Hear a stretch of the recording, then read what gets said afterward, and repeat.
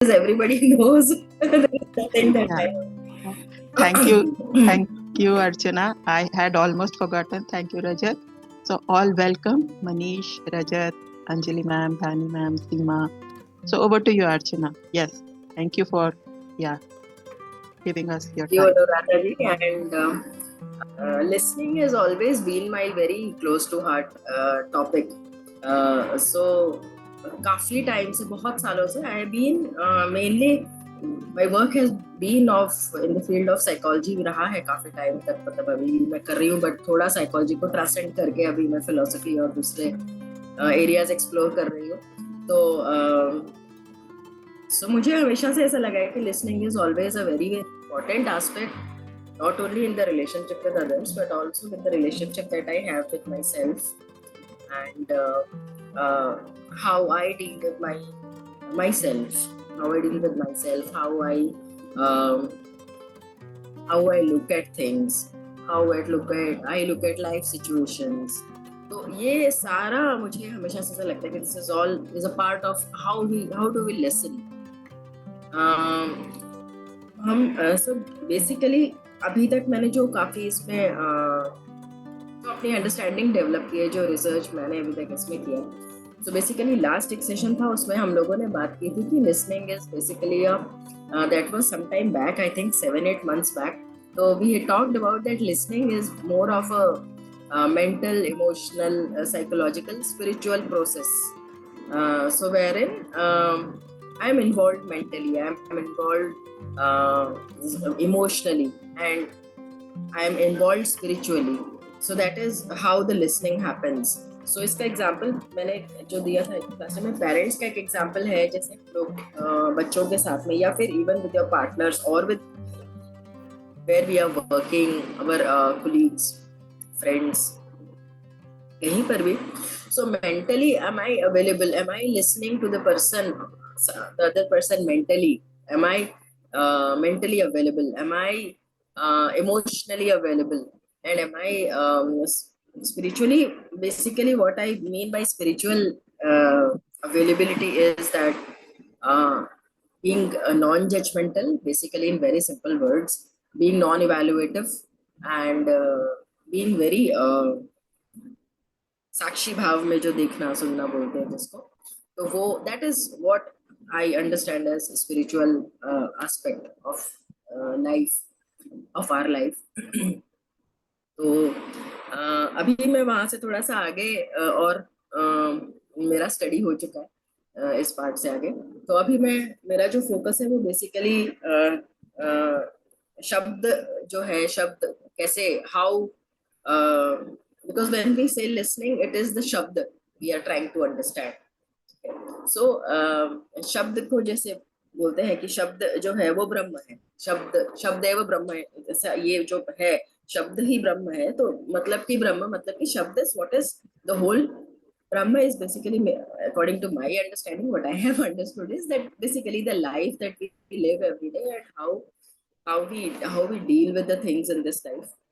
So basically, if we are able to catch the words, if we are able to catch the vibrations, if we are able to listen, then we will be able to live this life in a more sorted out manner, in more sorted out way.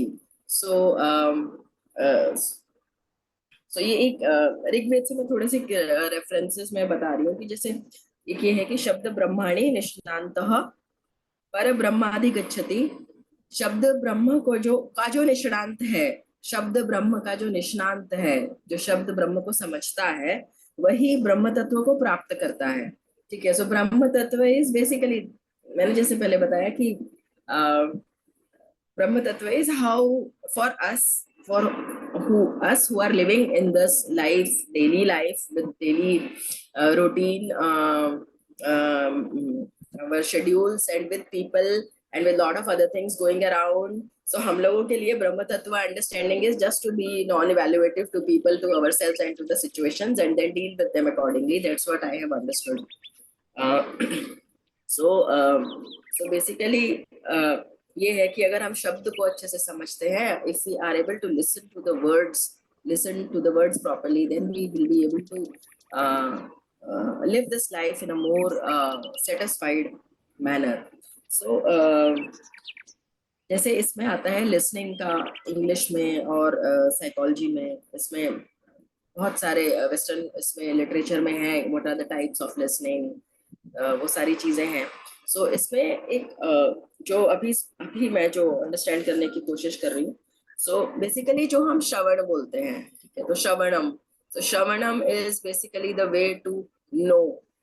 It is, it's a first process of knowing. It is the first stage of moving towards attaining wisdom or attaining knowledge and then attaining wisdom. So Shravan is the first aspect, means listening is the first aspect. So when we say Shravan, so listening is very limited part of Shravanam.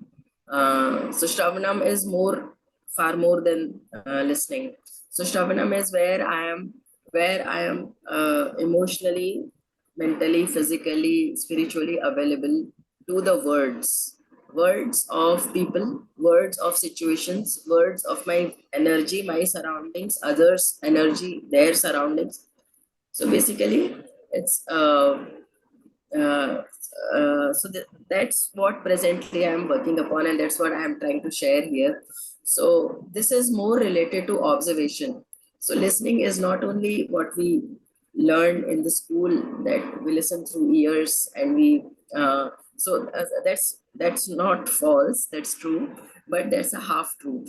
So we definitely listen from our ears, but we do listen from our eyes, and we do listen from our hands, from our skin, from all the organs. We do listen. So बहुत ही compartmentalise नहीं है ये सारा process. So this is more integrated. This whole process is more integrated, and it's more whole. It's work in a holistic way. So Shravanam, and then it goes to Manan, which is reflection. So so Shravan is basically um, uh, observation. It is definitely listening, but it is also observation. अभी मैं बहुत जगह पढ़ रही थी, कहीं कहीं पे बहुत जगह ये रेफरेंसेस आते हैं कि the teacher is not speaking, but the student is listening and understanding. तो ये शंकराचार्य जी के उनके उसमें लिटरेचर में ये आता है कि the teacher is that is the beauty of Shravan, which happens through observation, which happens through absorbing, we absorb. So उसमें बहुत अच्छा, मैं श्लोक अभी नहीं बोल पाऊंगी, बट बहुत अच्छा श्लोक है, उसमें ये आता है कि that Shankaracharya Bhagwan is not speaking, the Guru is not speaking, but the students are listening and understanding.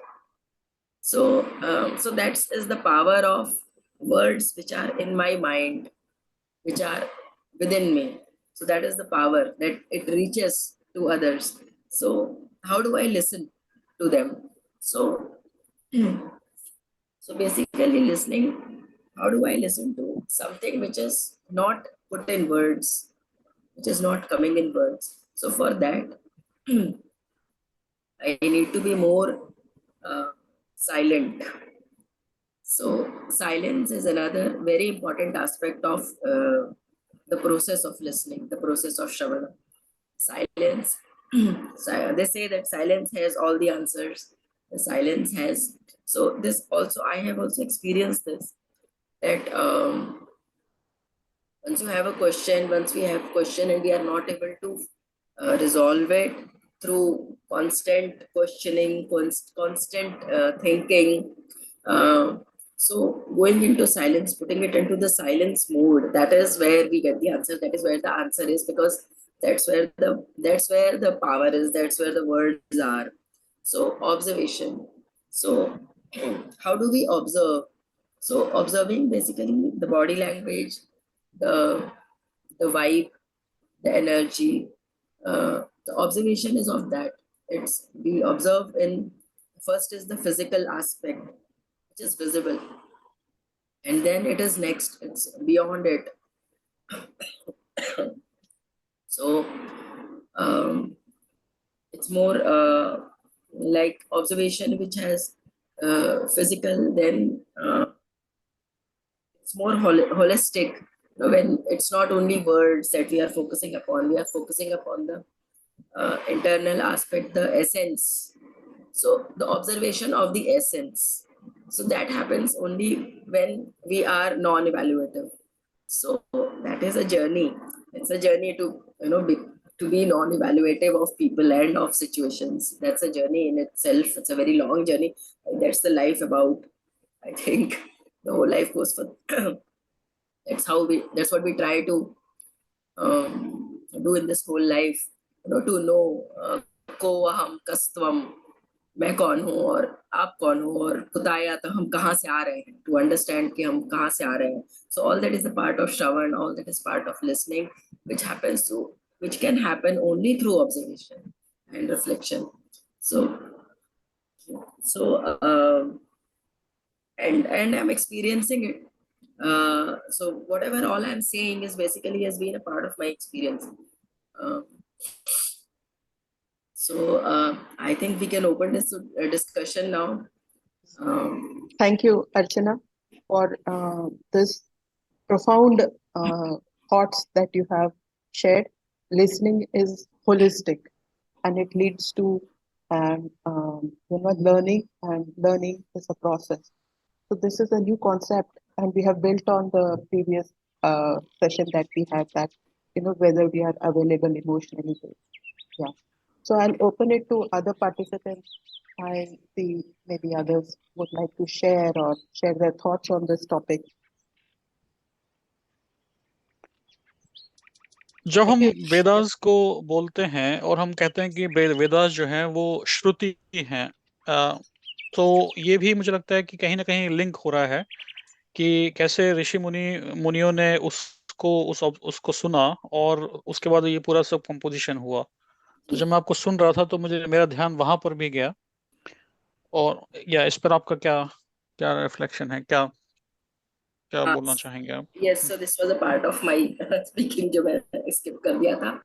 So yes, Shruti is about listening, what has been heard.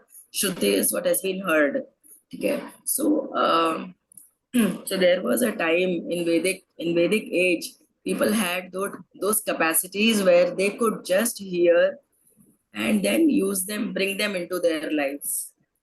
Just hear, श्रवण करके उस पर रिफ्लेक्ट करके, and then they would bring them in their lives. So that was one age, Vedic age. So slowly when it was felt by these Rishi Munis that the people are losing those capacities around the times of Mahabharata and uske aage, uh, that was the time that when all these Vedas were put into writing. They were written because it was felt that the people are losing the capacity for Shravanam, for Shruti. So, so that's the highest goal for us also, that we just we move out of this only understanding words which are written somewhere. So only by listening, if we can bring ourselves to that stage where we can just listen by, so that is possible only when I am listening through my whole body. Then only I will remember it. What we are speaking, what whoever is speaking or not speaking. So I will remember it forever only if I am listening through my whole body. So that is, yeah, Shruti is basically where, as I gave this example, that the guru is speaking and the students is not speaking and the students are listening and understanding. So that is the level of where the Shruti goes. So listening is that powerful. As a process, as a whole process. It is not only what we listen as words. जी. और इसको थोड़ा सा अगर हम व्यवहारिकता में लेके आए तो जनरली हम ये देखते हैं कि जब हम किसी संवाद में होते हैं तो उस संवाद में चाहे वो प्रोफेशनल हो चाहे वो पर्सनल हो, हम जब सुन रहे होते हैं तो हमारे दिमाग में एक सेकंड वॉइस चल रहा होता है कि वो जो अगला आदमी बोल रहा है उसका मुझे आंसर क्या देना है. और अक्सर हम ये बात देखते हैं और हम सब लोग उससे डील कर रहे हैं. तो जब आप कह रहे हैं तो शायद उस पर भी ध्यान जा रहा है कि हम कैसे उसको भी चेंज कर सकते हैं?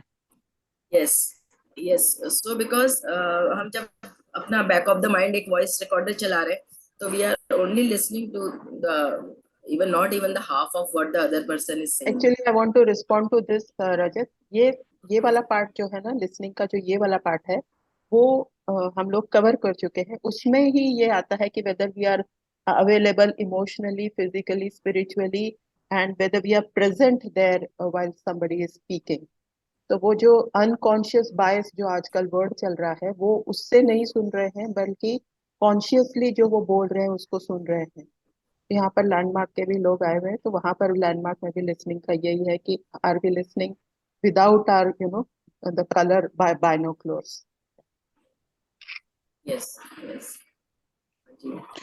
राइट। और आपने जो बात कही कि जब हम साइलेंस में होते हैं और तब कभी कभी उन मोमेंट्स में हमको सॉल्यूशंस मिल रहे होते हैं। तो यहाँ पर मेरा कहना यह है कि मैं कहीं पर और भी पढ़ रहा था और ये सुन रहा था। तो वहां पे उन्होंने दो बातें रखी हैं, एक डिफ्यूज्ड माइंड रखा है और एक फोकस्ड माइंड रखा है। और जनरली आप चूंकि साइकोलॉजिस्ट से हैं तो इसको समझ सकते हैं कि कैसे वो जो इंटरमीडिएट पीरियड है, कैसे जब फोकस माइंड से हटके हम जब डिफ्यूज माइंड वाले स्टेट में आते हैं, तो भले ही चाहे ऊपर से लग रहा है कि हम कुछ नहीं कर रहे हैं, बट एक्चुअली हमारा माइंड जो है वो अंदर अंदर वो सॉल्यूशंस कर रहा है। वो अंदर सबकॉन्शियस या जो भी कहेंगे उस रेल्म में जाके और टैप कर रहा है और वहां से हमें वो सॉल्यूशंस मिल रहे हैं। हाँ, thank you. so yes. Those are the intervals where we get the answers. वो जो बीच के मेरा इंटरवल्स ये हैं, है कि पॉजेज हैं। हाँ, पॉजेस बेसिकली। एक्चुअली एक्चुअली मेरा गला पॉजेस, खराब हो गया है। पॉजेस के बारे में काफी कुछ कहा गया है। तो इट हाँ, leads to meditation, it is meditation also. और ये जो लाइब्रेरी जो आपने बोला है कि जो श्रवण की क्षमता खत्म हो गई है, ये मैंने चिन्मय मिशन में पहले सुना था। वहां पर ये बोलते हाँ, थे कि जो अभी आजकल जो रिटन लाइब्रेरी है, वो वहां पर श्रवण की लाइब्रेरी होती थी, क्योंकि जो वर्ड यस, है उसकी इम्पोर्टेंस इसके लिए भी है, जो हम लोग सतयुग में पढ़ते हैं कि प्राण जाए पर हाँ, वचन न जाए। मीनिंग आज मैंने ये बोल दिया, तो वो उसकी जो वाइब्रेशंस हैं, वो यस, 10,000 साल तक भी रहेंगी। तो anybody who has the right, set receiver, can receive what is transmitted even whatever वो सेट 10,000 years। तो उसमें टाइम हम रिसीविंग में कब होते हैं, तभी हमें वो मिलता है। जस्ट टू ऐड, बट या आई सी हाँ। Other people would also like to share something. Very, आज का थॉट प्रोवोकिंग है सब लोग। हाँ, इसमें ये जो आपने कहा कि प्राण जब पर वचन न जाए, मतलब even the vibration the sound remains. भाई उसमें एक और टाइप्स ऑफ साउंड ये भी है कि किस तरह कितनी तरह की वाणी है। सो परा पश्यंती, मध्यमा, वैखरी, ये चार वाणियां हैं जो बेसिकली ये भी एक अपने आप में बहुत बड़ा टॉपिक है। सो ये बेसिकली एक वाणी है परा जो है, जो मतलब, और पश्यंती ये मतलब एक है जो चली आ रही है, जो हमेशा से थी, जिसमें हम बोलते हैं कि हम आ गए हैं उसमें, हम उसका पार्ट बन गए आके। ठीक है, जो हमेशा से थी और जो हमारे अंदर एब्जॉर्ब हो जाती है। ठीक है, तो basically if I look at वेदांतिक knowledge और वी लुक एट लैंडमार्क के कॉन्सेप्ट्स या बहुत जगह, तो ये चीजें रिपीट होती है, दिखती है। लैंडमार्क का एक प्रोग्राम मैंने भी किया था बहुत पहले, लॉन्ग बैक। तो सो बेसिकली, लेकिन हाँ, ये सब मेरा अभी बहुत with the Vedantic study, I am able to understand a lot of things। और मुझे ऐसा लगता है कि मुझे समझ आ रहा है लेकिन एक भी सिचुएशन आती है तो वो समझ में ही चैलेंज हो जाती है, ये भी है साथ में ही। तो तो ये बेसिकली वाणियां ये सारी जो है कि एक जो है जो चली आ रही है, एक जो है हम इस बॉडी में आने के बाद में अपनी विचारधारा जो बनाते हैं वो है, एक जो है हमारा जो बॉडी लैंग्वेज है मध्यमा, जो हमारा दिखता है कि हम कैसे हैं। ठीक है, हमारी बॉडी लैंग्वेज से जो हम भाषा पकड़ते हैं वो भी वाणी है, जिसको बॉडी लैंग्वेज बोलते हैं, मध्यमा वाणी। फिर वैखरी वाणी है, जो हम बोल रहे हैं, जो मेरे शब्द बाहर आ रहे हैं। तो बेसिकली ये चार वाणियों का भी बहुत अच्छा सुंदर वो है। तो उसमें पश्चंती बेसिकली इस आत्मा की वाणी है, जो आत्मा के साथ चली आ रही है, बहुत बेसिकली जो चली आ रही है, जो है, जो ऑलरेडी है। शब्दनाद जो ब्रह्म इसको बोलते हैं, ओम है जैसे, तो ऑलरेडी है। ठीक है, जैसे सृष्टि की रचना है, तो वो that is with the sound, and if we are able to decode the sound, we will be able to decode everything in life. So that is the importance of sound. The whole Brahma, it all started with the sound. वो किसी भी theory में आप देख लीजिए, उसमें sound का एक अपना वो है. तो yes, so that is what the importance of sound is. So if we can decode the sound, if we can understand the sounds of ourselves, of people, of everything around us, of a non-living thing around me, okay, so we'll be able to decode the life. Hi, thank you very much. It was very interesting, ma'am, to hear you. I would just like to point out two things here. In fact, add on to whatever you said up till now. One is, you know, like all these great poets that we've had all along. For example, if I talk about Kabir ji, so there is not enough information in writing about his धोआस. तो जो कबीर पंथी होते हैं वो over the generations by word of mouth जो उन्होंने सुना है उसी मेमोरी के साथ वो अपनी अगली जनरेशन को उन्होंने सुनाया और उस अगली जनरेशन ने उसको हमारे तक पहुंचाया है. अब बीच में कहीं कहीं डाइल्यूशन हुई है बिकॉज लाइक यू सेड सब लोग अपने हिसाब से उसको इंटरप्रेट करते हैं. तो अगर आप देखें कि जो मध्य प्रदेश के सिंगर्स हैं जो कबीर गाते हैं वो अलग वर्ड्स यूज करते हैं, जो यूपी के हैं वो कुछ अलग यूज करते हैं, गुजरात के अलग यूज करते हैं. तो वो कॉन्सेप्ट वही है पर हमारी जो अंडरस्टैंडिंग है वो वेरी करती है. अब हमारी कंडीशनिंग के हिसाब से भी there are so many things that we are limited to understanding because हमारी जो अपब्रिंगिंग है, जो हमारी कंडीशनिंग है, उसी हिसाब से हमें चीजें समझ में आती हैं. So this was one point I wanted to make, and the second point was what we are working with Dharani and Anu. We are working with talk to big ears, और उसके अंदर हम यही कहते हैं, हम ये कहते हैं कि दूसरों को तो सुनना जरूरी है लेकिन अपने आप को भी सुनना बहुत जरूरी है. Yes. तो अपने आप को जब आप सुनेंगे तब आपको अपना थॉट प्रोसेस समझ में आएगा.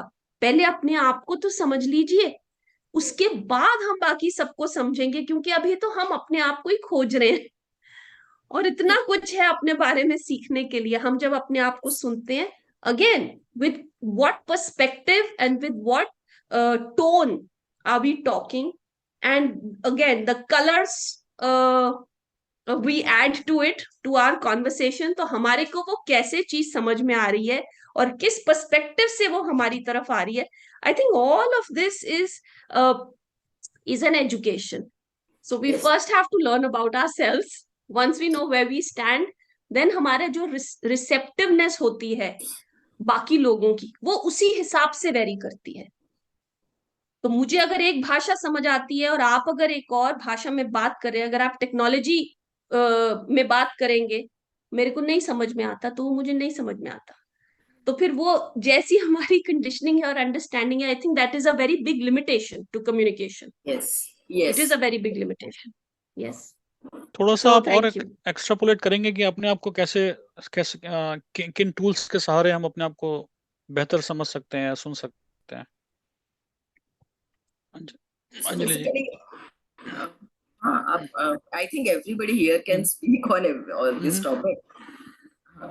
जी बताइए, आप बताइए. सॉरी अर्चना जी. हाँ, so basically मैं तो अभी कुछ I'm working with on this. So एक सेल्फ रिफ्लेक्शन का हम लोगों ने एक मेन जो है वो रखा है कि how to reflect, what is reflection, what is basically reflecting. So how to work upon the self talk that we do. तो कैसे हम अपने आप को कैसे को मैं कौन हूँ, who am I, ये इंक्वायरी है, ये अपने आप में एक बहुत बड़ा इंक्वायरी है जिसका प्रोसेस मैं कर रही हूँ, उसी पे मैं काम कर रही हूँ फिलहाल. That is my reason to go to Vedanta. So उसमें बहुत अच्छे मेथड्स हैं. उसमें एक first method is enquiring who am I, and this inquiry begins with reflection. So there are different ways of reflection. One is normally the way we think. So but thinking generally goes inconclusive. हम लोग उसे कहीं stop नहीं कर पाते normally. So then that it goes to writing. So if we can reach to the point where we can think in a conclusive manner, that is what the reflection is. And also bring non-evaluation, the aspect of non-evaluation about myself and about everything. So ये एक मुझे लगता है बहुत important aspect है. और non-evaluation कैसे होगा भाई? ये रमना महर्षि का है कि how do we reduce the thoughts that we have, how do we reduce the number of thoughts that I get for anything is only by uh, not having interest in that thing. Till I will have interest, the thoughts will remain. So अभी इस पे मैं आई am working upon this, मैं इस पे बहुत ज्यादा वो नहीं बोल पाऊंगी. हाँ, बट ये एक बहुत इंपॉर्टेंट मुझे एस्पेक्ट ये लगा है कि हम कहाँ किन चीजों में इंटरेस्ट ले रहे हैं अपनी लाइफ में. मेरा इंटरेस्ट किन चीजों पर है related to me, what I'm all interested in thinking about. So it's important to think about that also, meta thinking. So it's important to think about what we are thinking. So then only we can निकाल सकते हैं फिर कि भाई अब निकालना शुरू करो कि ये क्या है, ये मैं क्या सोच रहा हूँ, मतलब is it really, does it requires my time, does it requires my energy. So एक वो प्रोसेस है नेति नेति निकालने का कि भाई ये नहीं चाहिए, ये भी नहीं, ये भी नहीं. So ये एक बहुत इम्पोर्टेंट एस्पेक्ट है टू, इंग्लिश वर्ड नहीं आ रहा है मुझे अभी इसका, to remove, Eliminate. mindfulness, to be mindful of your thought process, to be more aware of your thought process, to reduce the chatter. तो अगर हम सिलेक्टिव थिंकिंग करेंगे तो उस सिलेक्शन में से हम डिफाइन कर सकते हैं कि किस तरफ हमारा थॉट प्रोसेस जाएगा. So basically it's important to think कि मैं किन किन चीजों के बारे में सोचता हूँ. एक जर्नलिंग अगर आप लोग, मतलब कोई भी, आप लोग तो सब करते ही होंगे या सबने एक्सपीरियंस किया ही होगा ये सब कुछ, बट जर्नलिंग मुझे बहुत यूजफुल लगा है कि basically at the end of the day if I can write कि आज पूरे दिन में क्या क्या थॉट्स थे, तो आप निकाल सकते हो कि यार this was not needed, this is something where I nothing is, my energy is not required. तो जब हम वो देखना शुरू करते हैं थ्रू, जिसको माइंडफुलनेस भी बोलते हैं, जब हम वो देखना शुरू करते हैं तो हम निकाल पाते हैं. सो अल्टीमेटली हम देखते हैं कि बहुत कम चीजें हैं जिनको हमारा अटेंशन चाहिए. So it's important to think कि which are the things where which needs my attention. So वहां से प्रोसेस शुरू करके फिर नॉन इवैल्यूएटिव होके, then that's what I am working upon. Thank you. Navneet, you wanted to speak for a while. Yeah. Thank you, Rajat, for inviting. Thank you, Rajat. Thank you, Anuradha ji, Archana ji. Thank you for inviting me to this session. So what Archana ji was saying, like I fully agree with her, because अपना जो वेदांत का जो पूरा like system है ना, it is from Shravanam, Mananam and Nididhyasana, like meditation. So even जैसे अभी आपने अनुराधा जी बोला ना उनके बारे में, you are telling about Swami Chinmayanand ji. Yes. So when he went to Swami Shivanand ji, Divine Life Society वालों के पास वो गए, then he sent him to his, वो बोले मैं गुरु नहीं बनूंगा, your guru will be Tapovan ji Maharaj and he lives in Uttar Kashi. So he traveled to Uttar Kashi. और वहां पे गए तो उन्होंने बोला उनका लेटर नहीं लाए, so बोला नहीं लाया. So he again sent him back to Rishikesh to take the letter from Shivanand ji to for Tapovan ji Maharaj. फिर वो तपोवन जी महाराज के पास जब गए, when he accepted him as a disciple, तो he said कि मैं एक चीज एक ही बार बोलूंगा, I will not tell other time myself. One thing I will tell only once. वो तुमको समझना है, you have to retain it and everything. So Shravanam is very important, and then you have to like Mananam, like जो next stage है, and then meditation on it. और वेदांत बोलता है कि meditation it can be only happen when you have knowledge of the self. तो जब self का जो Vedanta whole process is about self knowledge, तो when you have that knowledge then only you can meditate. So first gain the knowledge then you meditate, otherwise meditation में बैठने का कोई meaning नहीं है. जो वेदांत का फिलोसफी है ना, because I go to some courses and I do Dayanand Saraswati ji और शिवानंद जी का, मतलब कैलाश आश्रम वगैरह में जाता हूँ, तो they say first you gain the knowledge, Vedanta का जो नॉलेज है, सेल्फ का नॉलेज है, and then you meditate. So once they teach us about what is the Vedanta says, and then they meditate, like we meditate. Correct. Yes. Correct. Yes. Thank you. Yeah. Thank you, Manish ji, for sharing that JPEG. Yeah, Navneet, Yeah. valid points. Thank you. Interesting. Conversation हो रही है। मुझे ऐसा लगता है कि हर आदमी की एक स्टेज होती है।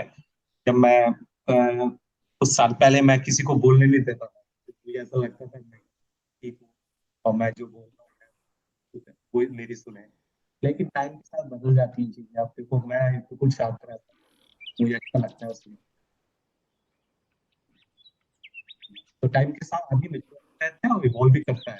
उसमें पता लगता है कि ठीक, आपका टाइम आपको। और मुझे ऐसा लगता है जो सुनने में मजा है ना, और सिलेक्टिव ना हो, तो उसका आपको आपके डेवलपमेंट के लिए बहुत, आपको इतनी इंफॉर्मेशन मिलती है, इतनी इंफॉर्मेशन आप अपने से गेन नहीं कर पाओगे। आप जब वो आप कोई चीज आप अच्छे से सुनोगे ना, आपको अच्छे से अब्सॉर्ब होती है। तो वो क्या है, आपका एक्सपीरियंस रिच होता है। आप 10 साल बाद देखना, आपको उतना लगेगा, आपको इतने नॉलेजेबल बायस से ऑटोमेटेड हो गए कि आपको कहीं जाने की जरूरत नहीं होगी। तो ये एस्पेक्ट लाइफ का मैंने अभी सीखा है सालों से, कि आप क्वाइटली सुनो, अब देखो क्या लोग बोल रहे हैं। बड़ा इंटरेस्टिंग एक्सपीरियंस शेयर करते हैं। आपकी अगर एनर्जी मैच करती है तो बड़ा इंटरेस्टिंग होता है। तो ये ऑनगोइंग प्रोसेस है। लेकिन आप जैसे जाओगे, आप देखोगे कि जो भी बड़ा इंटेलेक्चुअल पर्सन होता है, हमेशा कम बोला है, वो ज्यादा लिसन करता है। तो ये बड़ा साइंस है। तो आई होप मैंने अपना मैसेज कन्वे करा। Thank you. Thank you Manishi. Thank you, Manish. Thank you. Yes, definitely. Yes, who wants to leave may leave, and we'll just come for 10 minutes to complete this session if Shweta and Seema ji want to share something on the same URL. Thank you. Thank you everybody for joining. Yes, you can stay on or leave. Thank you so much for joining, Anjali ma'am, Dhani. Yeah. Archana, please join one more time. Yes. Yeah. Thank you. Anyways, Archana, the points that I'm taking from this meeting was, that these की listening जो है वो holistic है. It's not just the, like ears. It's not the function of just the ears, and our whole body is being there. सो जब से हम लोग ये जूम की मीटिंग पे आए हैं ना, तो थोड़ा सा हम, मतलब ये जो, फिर भी हम लोग किसी का फेस देखते हैं, उनके एक्सप्रेशन देखते हैं, तो वो फिर भी कम्युनिकेशन एक किस्म से 50% या कुछ कंप्लीट होता है। पर the moment the way you went to Kerala और सम अदर, जैसे वो तपोवन जी महाराज के सामने या कोई भी गुरु के सामने जो आपने पॉइंट बताया कि जो लॉर्ड शिवा है, उन्होंने जो 7 ऋषि थे उनको सिर्फ वो उनकी प्रेजेंस से उन 7 ऋषि ने सीखा। और वो जो आपने वो पॉइंट बोला कि जब हम सिर्फ उनकी प्रेजेंस में होते हैं, दैट बॉडी लैंग्वेज और that aura which is invisible, may be invisible to our eyes, invisible to our eyes, but वहां से जो हम सीखते हैं और जो हम समझते हैं, जो हमारे अंदर एक तरह से आता है, तो स्कूल में जाने का जो है कि जब हम रेजिडेंशियल स्कूल्स में जाते हैं या इन पर्सन स्कूल्स में जाते हैं, उनका उसका महत्व ही कहीं मतलब बढ़ जाता है, Yes. as opposed to say online schools or say learning from YouTube, Coursera. They are very important. पर ये यहाँ पर listening से जब हम आगे बढ़ते हैं कि that education, that and the interaction that we have with other people are rich once we are in person. Of course, whenever we can. These are the points that have really struck me in this conversation in today's session. Thank you, Archana. और आपको यह जो ये बात जान के हैरानी होगी कि बहुत दिनों से मैं इस बारे में सोच रहा था कि मैं जिस फील्ड से बिलोंग, मतलब मैं काम कर रहा हूँ basically, I am Jio scientist. और उसमें भी जो मेनली जो इस समय काम कर रहे हैं, वो सब कुछ साउंड पे ही डिपेंडेंट है।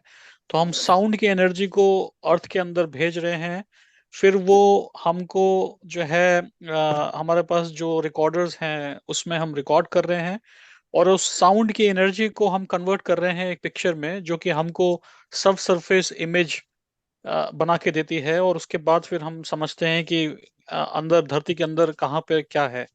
तो साउंड का एप्लीकेशन वहां तक भी है एक्चुअली। वही अब मैं समझ पा रही हूँ कि जब मैं बोल रही थी कि there is a sound and we can decode, तो आपके दिमाग में पीछे चल रहा होगा। Right right. Right.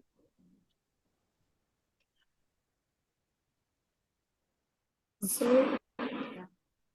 So I think we can wind up this thing. We will do it earlier. And thank you जी, और कभी अंजलि जी को भी सुनने का मौका मिलेगा। हाँ अंजलि जी, आप जो भी जैसे भी जिन भी चीजों में इन्वॉल्व हैं, we would like to know more about your counselling और whatever you are doing, I guess. Sure, it'll be a pleasure to share our experiences because we are learning from each other. And like what you just said कि आप अर्थ में वो core में उसका वो सब sound डालकर आप सीख रहे हैं, तो हमारे तो ये बड़ी पुरानी अंडरस्टैंडिंग है कि जब आप गायत्री मंत्र बोलते हो तो उसका क्या इम्पैक्ट होता है तुम्हारे पे। जब आप ओम ठीक से बोलते हो तो how you take it to a crescent and then you have to go into a to complete that whole sound. And if you do it more mindfully I guess you realise कि आप आपके सारे chakras impact होते हैं सिर्फ एक ओम कहने से, क्योंकि वो आपका जो पूरा प्रोसेस है, आप नीचे से वो आवाज लेकर आते हैं और वो आप खत्म करते हैं पूरे अपना आगरा चक्र पे आकर खत्म होता है। तो हर किस्म की साउंड जब आप फॉर एग्जाम्पल शांति पाठ भी करते हैं, जो मुझे काफी टाइम बाद समझ में आया कि जो शांति पाठ में बीच में pauses हैं, like you had almost started talking about the impact of a pause but I think we got distracted, but वो जो impact of the pause है वो शांति पाठ में इतना ज्यादा profound है कि आपकी जो ब्रीदिंग है, आप जिस तरीके से आप उसमें पॉज करते हैं उसका ज्यादा इम्पैक्ट होता है आप पर। So when you are taking that deep breath and you are continuing the chanting of that mantra, उसी के अंदर मैजिक होता है। जैसे जब आप कंटिन्यूसली आप ओम बोलते हैं फॉर एग्जाम्पल 5 बार या 3 बार, तो जो 2 ओम के बीच में जो वो पॉज है, वो पॉज इतना प्रोफाउंड है और उसका जो इम्पैक्ट आपके ऊपर होता है वो it's a holistic, again it's a complete experience. If you don't hold on to that pause between the 2 ohms, you are losing out on something. तो ये आप पूरा जो बोलेंगे उसका एक एक एस्पेक्ट आप पे इम्पैक्ट डालता है। तो वो कहना और वो ना कहना, उन दोनों का अलग अलग इम्पैक्ट है, which should be experienced in its totality. Thank you. Yeah. So thank you very much, Anu. Thank you very much, Archana ji. Thank you so much, Rajat ji. It's been such a pleasure. Same And here. this, I think, is one of the first sessions, Anu, I have attended of yours. Please let me know of more. next time. Thank you. Yeah, thank you so much, Anjali. Thank you, Dhani. Everybody, thanks a lot. Next week we have a light language person coming in and speaking light language. Awesome. In fact, as we are talking, Rajat ji, in continuation to what you said कि हमारे दिमाग में चलता है हमने क्या करना है, just this morning I was exploring chat GPT और अभी मैं ये सोच रही हूँ कि the spiritual impact of listening is what I'm going to search right now. That's my homework for today. So thank you so much. Thank you. Thanks. Bye. Thank you. so Thank much. you. Bye. Bye. Bye. Have a good day. Bye.